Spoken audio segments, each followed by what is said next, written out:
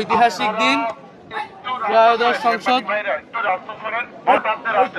ত্রয়োদশ সংসদ নির্বাচন আজকে সকাল 7:30 থেকে ভোট শুরু হয়েছে। আমি এই কেন্দ্রে রহমতুল্লাহ কলেজ এই কেন্দ্রে আমি আমার ভোট প্রদান করলাম। আমার জীবনের প্রথম ভোট আমি প্রদান করলাম। নীরব পরিবেশেই নির্বিঘ্নে আমি ভোট প্রদান করলাম। আমি জনগণের প্রতি আহ্বান জানাচ্ছি, সকলের প্রতি আহ্বান জানাচ্ছি, আপনারা 11 দলের পক্ষে অবস্থান নিয়ে বাংলাদেশকে এগিয়ে নিয়ে যাওয়ার। আপনি নির্বিঘ্নে ভোট দিয়েছেন, তবে দেশব্যাপী গতকালকে অভিযোগ ছিল বিএনপির বিরুদ্ধে। এমন ঘটনার কোনো আলামত, এমন কোনো আশঙ্কা আজকেও দেখছেন কিনা? আমরা গতকাল রাতে কয়েকটি জায়গায় এই ধরনের ঘটনার, অনাকাঙ্ক্ষিত ঘটনার কথা শুনতে পেয়েছি। রাতে আমাদের দল থেকে প্রেস ব্রিফিং করা হয়েছে, আমরাও সোশ্যাল মিডিয়া এই বিষয়ে কথা বলেছি।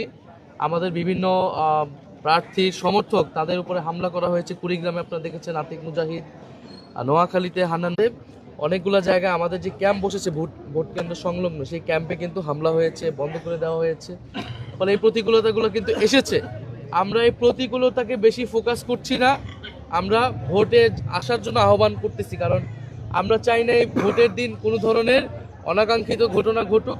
আমরা চাই মানুষ ভোট কেন্দ্রে নির্বিঘ্নে আসুক। যারা এগুলো করতেছে, আমরা মনে করি মানুষ ব্যালটে তাদের বিরুদ্ধে রায় দিবে, ব্যালটেই মানুষের জনরায় প্রতিফলিত হবে। এবং প্রশাসনের প্রতি, সেনাবাহিনীর প্রতি, মিডিয়ার প্রতি আমাদের করজোর অনুরোধ থাকবে, আহ্বান থাকবে। আমাদের এত আন্দোলন, সংগ্রাম, আত্মত্যাগ সব কিছু ব্যর্থ হয়ে যাবে যদি ভোট সুষ্ঠু না হয়। তা আমরা আশা করব তারা নিরপেক্ষ আচরণ করবে। তারা প্রশাসন যদি নিরপেক্ষ আচরণ করে, তাহলে এই ধরনের যারা গায়ের জোর দেখানোর চেষ্টা করছে তারা আসলে সফল হবে না। ভোট সুষ্ঠু হলে এনসিপি কয়টি আসনে জিততে পারে? 11 দলীয় জোট কয়টি আসনে জিততে পারে? 11 দলীয় জোট সরকার গঠনের লক্ষ্যে গঠিত হয়েছে।